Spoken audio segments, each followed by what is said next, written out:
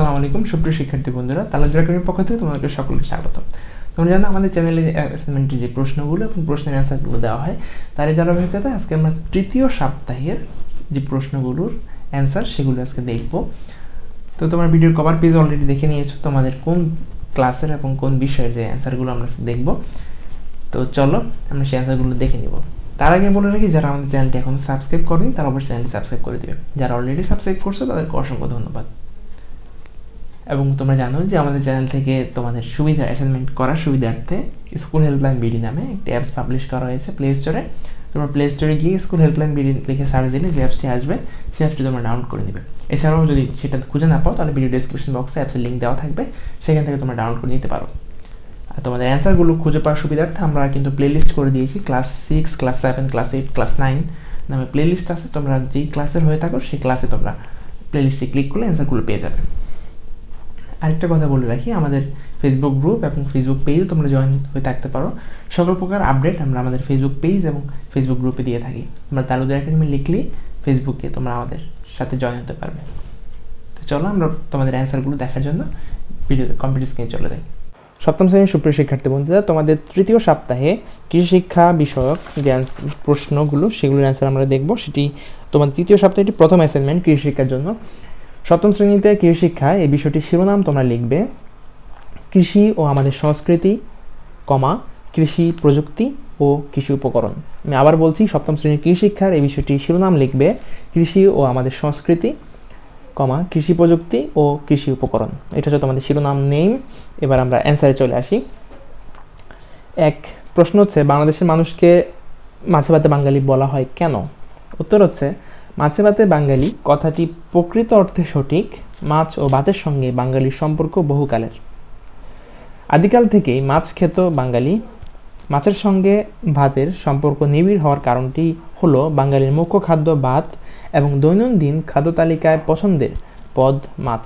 এখানে দাঁড়ি রয়েছে, প্রত্যেকটা কিন্তু দাঁড়ি, তোমরা খেয়াল করবে, আমার ভয়েসটা ক্লিয়ারলি শুনবে, তাহলে কোনো সব কিছু বুঝতে পারবে। আরেকটি প্রধান কারণ হলো বাংলাদেশ নদীমাতৃক দেশ, ধান ও মাছ দুই সহজলভ্য। আর খাদ্য উপাদানের সহজলভ্যতা কোনো অঞ্চলের খাদ্য সংস্কৃতির মূল ভিত তৈরি করে। যে অঞ্চলে খাবারের যে উপাদান সহজলভ্য, সেই অঞ্চলের সে উপাদানকে কেন্দ্র করে গড়ে ওঠে সেই অঞ্চলের প্রধান খাদ্যের পরম্পরা। এর ফলেই ভাত ও মাছ কালক্রমে বাঙালির প্রধান খাদ্য হয়ে ওঠে। সেজন্যই সমগ্র বাঙালি জাতির সাথে ওতপ্রোতভাবে জড়িয়ে আছে মাছে ভাতে বাঙালি কথাটি।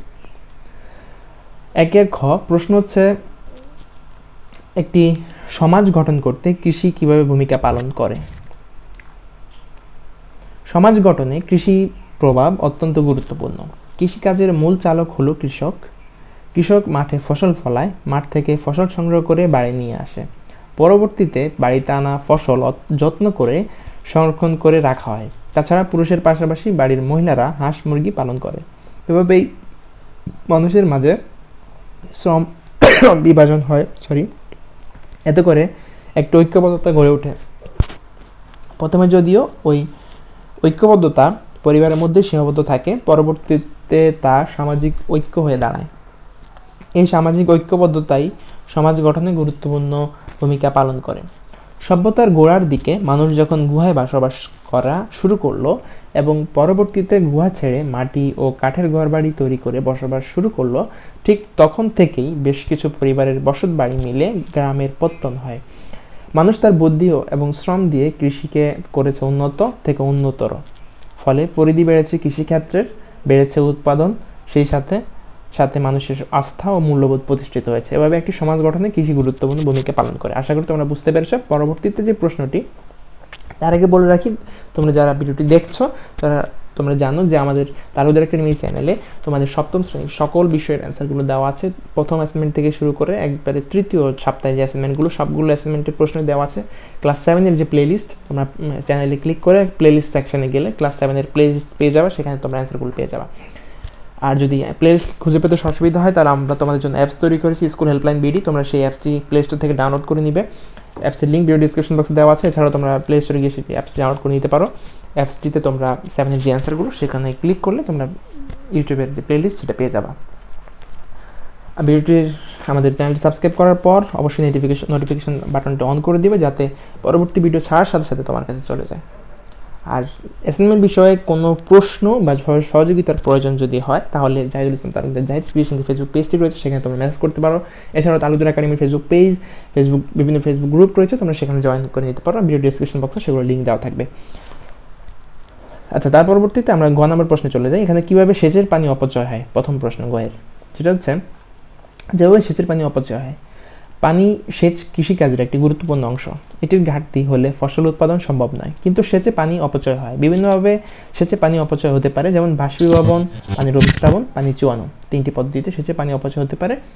পরবর্তী প্রশ্ন হচ্ছে ফল গাছের গোড়ায় ও শাকসবজির ক্ষেতে কোন কোন পদ্ধতিতে সেচ দেওয়া হয়। ফল গাছের গোড়ায় ও শাকসবজির ক্ষেতে কোন কোন পদ্ধতিতে সেচ দেওয়া হয় সেটা আমরা দেখব। ফল গাছের গোড়ায় সেচ পদ্ধতি, প্রথমে এটা, তারপরে যাব শাকসবজিটায়। ফল গাছের গোড়ায় বৃত্তাকার সেচ পদ্ধতিতে সেচ দেওয়া হয়। এ পদ্ধতিতে সমস্ত জমিতে সেচ না দিয়ে শুধুমাত্র ওই স্থানে সেচ দেওয়া হয় যে স্থানে গাছ রয়েছে। বৃত্তাকার সেচ পদ্ধতিতে ফল বাগানের মাঝ বরাবর একটি প্রধান নালা কাটা হয় এবং এরপর প্রতিটি ফল গাছের গোড়ায় বৃত্তাকার নালা কেটে তা প্রধান নালার সাথে সংযোগ দেওয়া হয়। বৃত্তাকার সেচ পদ্ধতিতে পানি অপচয় হয় না এবং সেই সাথে পানি নিয়ন্ত্রণ করাও সহজ হয়। পরবর্তীতে আসছে শাকসবজির ক্ষেত্রে সেচ পদ্ধতি। শাকসবজির ক্ষেত্রে ফোয়ারা সেচ পদ্ধতিতে সেচ দেওয়া হয়। এই পদ্ধতিতে ফসলের জমিতে বৃষ্টির মতো পানি সেচ দেওয়া হয়। আমাদের দেশে ঝাঁঝারি দিয়ে বীজতলায় কিংবা চারা গাছে ফোয়ারা সেচ দেওয়া হয়। আশা করি বুঝতে পেরেছো। পরবর্তী প্রশ্নটি হচ্ছে রুট, শটক ও সায়ন বলতে কি বোঝায়। 3টি প্রশ্ন কিন্তু গয়ের আন্ডারে, এই ছোট গ আছে গয়ের আন্ডারে 3টি প্রশ্নই। রুট স্টক ও সায়ন বলতে কি বোঝায়। রুট স্টক ও সায়নের জোড়া লাগানো পদ্ধতি থেকে জোড়া কলম বলে। জোড়া কলম প্রধানত দুই ধরনের, যেমন যুক্ত জোড়া কলম ও বিযুক্ত জোড়া কলম। জোড়া কলমের মাধ্যমে বর্তমানে আম, তেজপাতা, সফেদা প্রভৃতি গাছের বংশবিস্তার করা হচ্ছে। জোড়া কলমের প্রধান দুটি অংশ হলো, এক রুট স্টক, যেটা ব্যাখ্যা হচ্ছে যে অনুন্নত যে গাছের সঙ্গে জোড়া লাগানো হবে সেই গাছটিকে রুট স্টক বলে।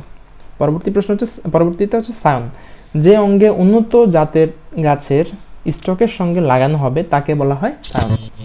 এই প্রশ্নটি শেষ। তার পরবর্তীতে গ প্রশ্নটি হচ্ছে দুইটি সবুজ সারের নাম লিখবে। কৃষিক্ষেত্রে সবুজ সার তৈরি করা হয় উপড়ে ফেলা বা বপন করা ফসলের পরিত্যক্ত অংশগুলো দিয়ে। দুটি সবুজ সারের নাম হলো, এক জৈব সার বা কম্পোস্ট সার। গোবর, কম্পোস্ট, আবর্জনা, খড়কুটা, আগাছা পচিয়ে জৈব সার তৈরি করা হয়। 2 নাম্বার রাসায়নিক সার। এই ধরনের সারে নাইট্রোজেন, ফসফরাস, পটাশিয়াম, ক্যালসিয়াম থাকে। আশা করি বুঝতে পেরেছো। পরবর্তীতে একটা সৃজনশীল উদ্দীপক দেওয়া আছে, তার আলোকে একটি প্রশ্ন দেওয়া আছে। প্রশ্ন হচ্ছে সিয়াম টবে কোন পুষ্টি উপকরণের অভাব ঘটেছে ব্যাখ্যা করো। খ হচ্ছে সিয়ামের চাষার পরামর্শ মূল্যায়ন করো।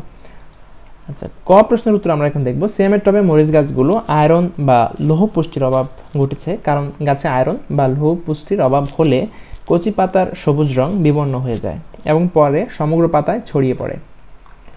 আয়রন বা লোহা গাছের সবুজ কণিকা ক্লোরোফিল গঠন করে, বীজ উৎপাদনে এবং ফলের গুণগত মান বাড়ায়, শিকড় সহায়তা করে। পরবর্তী প্রশ্ন সিয়ামের চাচার পরামর্শ। সিয়ামের চাচা যে পরামর্শ দিয়েছেন সেটা মূল্যায়ন করতে বলেছে। সিয়ামের মরিচ গাছগুলো অবস্থা দেখে তার চাচার সঠিক মাত্রায় সার প্রয়োগের পরামর্শটি যথার্থ, কারণ উদ্ভিদের স্বাভাবিক বৃদ্ধির জন্য গৌণ পুষ্টি উপাদান আয়রন বা লৌহ, তামা, দস্তা, বোরন, ম্যাঙ্গানিজ অল্প মাত্রায় প্রয়োজন, তাই গাছের পরিপূর্ণ বৃদ্ধিতে সঠিক মাত্রায় সার প্রয়োগ করা উচিত। এর সাথে সাথে শেষ হলো তোমাদের সপ্তম শ্রেণীর কৃষি শিক্ষা বিষয়ের তৃতীয় সপ্তাহের প্রথম অ্যাসাইনমেন্ট। আমাদের চ্যানেলে বাকি যে বিষয়গুলো রয়েছে সেগুলোর অ্যান্সারগুলো দেওয়া আছে, তোমরা ক্লাস 7-এর যে প্লেলিস্ট রয়েছে সেখান থেকে সেগুলো ভিডিওগুলো দেখে নিতে পারো। এছাড়াও অন্যান্য ক্লাস 6 থেকে 9 পর্যন্ত সবাইকে তোমরা জানিয়ে দিবে, পরিচিত বন্ধু এবং পাড়া প্রতিবেশী সবাইকে জানিয়ে দিবে যে তালুকদার একাডেমিতে সেই অ্যান্সারগুলো পাওয়া যায়। আর বেশি বেশি ভিডিওটি শেয়ার করবে, আর যারা এখনো সাবস্ক্রাইব করেনি আশা করছি তোমরা সাবস্ক্রাইব করে ফেলবে। তোমাদের উপকার হয়েছে আমি এই আশায় ব্যক্ত করছি।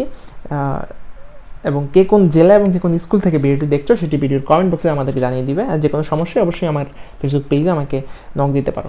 ধন্যবাদ সবাইকে, আজকের মতো এখানেই। তো এতক্ষণ ধৈর্য ধরে ভিডিও দেখার জন্য অসংখ্য ধন্যবাদ। আশা করছি আমাদের প্রতি তোমাদের একটু হলেও ভালোবাসা তৈরি হয়েছে, তাহলে তোমরা আমাদের চ্যানেলটি সাবস্ক্রাইব করে দাও আর যারা অলরেডি সাবস্ক্রাইব করছো তাদেরকে অসংখ্য ধন্যবাদ। তোমরা জানো যে বিভিন্ন চ্যানেলে অ্যান্সার দেওয়া হয় অ্যাসাইনমেন্টের, কিন্তু শতভাগ নির্ভুল অ্যান্সারগুলো একমাত্র তালুকদার একাডেমি থেকে দেওয়া হয়। অনেকে হচ্ছে আমাদের থেকে নিয়ে কপি করে সেগুলো দেয়। তো আমি এটাই বলবো যে আমরা সবার আগে তোমাদেরকে অ্যাসাইনমেন্টের অ্যান্সারগুলো দিয়ে থাকি। তো সবাই, প্রত্যেকে যারা এই ভিডিওটি দেখছো সবাই আমাদের চ্যানেলটি সাবস্ক্রাইব করে দিবে, সে আশা ব্যক্ত করছি। আজকের মতো এখানেই, ধন্যবাদ সবাইকে।